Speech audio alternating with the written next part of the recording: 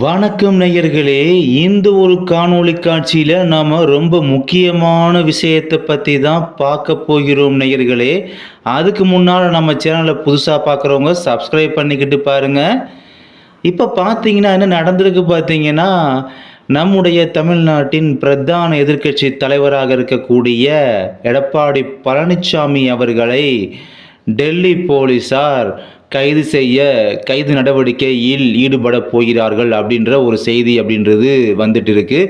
என்ன காரணம், என்ன எதனால அப்படின்னு பார்த்தீங்கன்னா, ஆல்ரெடி பிஜேபி கட்சியோட ஓரளவு கூட்டணி அப்படின்ற மாதிரி பார்த்தீங்கன்னா எடப்பாடி பழனிசாமி அவர்களும் அறிவித்திருந்தார்கள் ஏற்கனவே.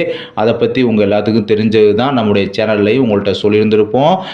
அதுக்கப்புறம் பார்த்தீங்கன்னா அமித்ஷா அவர்கள் பார்க்க பலமாக ஓப்பனாகவே பேசியிருந்தாங்க. கண்டிப்பாக உறுதியாக 2026 சட்டமன்ற தேர்தலில் கூட்டணி கண்டிப்பாக இருக்கிறது, பிஜேபியும் அதிமுகவும் கூட்டணி கட்சிகளாக செயல்படும் அப்படின்றத அமித்ஷாவும் சொல்லியிருந்தார் இல்லைங்களா.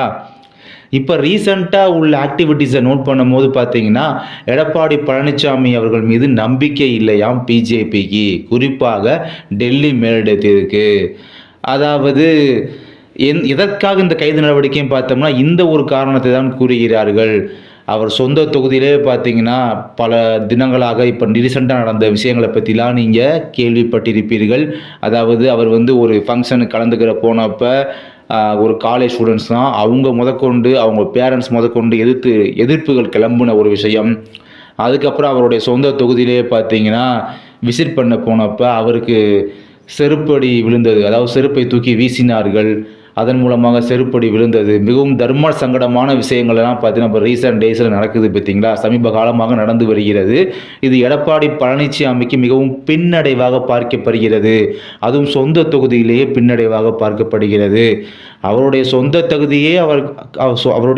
தொகுதியே அவரால் காப்பாற்றிக்கிற முடியலையே, இவர் எப்படி மற்ற எல்லா தொகுதியும் காப்பாற்ற போகிறாரு அப்படின்ற ஒரு பின்னணியில் தான் பார்த்தீங்கன்னா வேணாம், அதிமுக கூட்டணி வச்சா நமக்கு தான் நல்லது இருக்காது, பேசாமல் பிஜேபி மட்டும் கூட தனியாக வேண்டாம், அதுக்கு பதிலாக மற்ற கட்சிகளுடன் கூட்டணி கூட வைத்துக்கொள்ளலாம், தற்போதைக்கு நம்ம அதிமுக கழட்டி விடுறதுக்கு வேறு என்ன வாய்ப்பு இருக்குதுன்னு பார்க்கும்போது எடப்பாடி பழனிசாமி அவர்களை பழைய வழக்குகளின் கீழ் மத்திய குற்ற புலனாய்வு விசாரணையின் கீழ் அவரை நம்ம ஒரு அச்சம் காட்டலாம். அந்த அச்சம் காட்டுவதன் மூலமாக அவருக்கு பயத்தை கொடுப்போம். அதனால் பார்த்தீங்கன்னா அவர் மீது குற்ற நடவடிக்கை, குற்ற தாக்கல் மற்றும் கைது நடவடிக்கை இந்த மாதிரி சீர்கேடுகளை செஞ்சோம் அப்படின்னா கண்டிப்பாக அவங்களாவே ஏடிஎம்கேக்காரவும் கலந்துக்கிட்டு போயிடுவாங்க.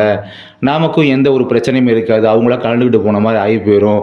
அதனால் பார்த்தீங்கன்னா அவர் மீது கைது நடவடிக்கை எடுக்கலாம் என்று டெல்லி வட்டாரங்கள் பார்த்தீங்கன்னா டெல்லி போலீஸாருக்கும் இந்த தகவல் அறிக்கையை கொடுத்திருக்கிறார்கள் என்பது பேசப்பட்டு வருகிறது.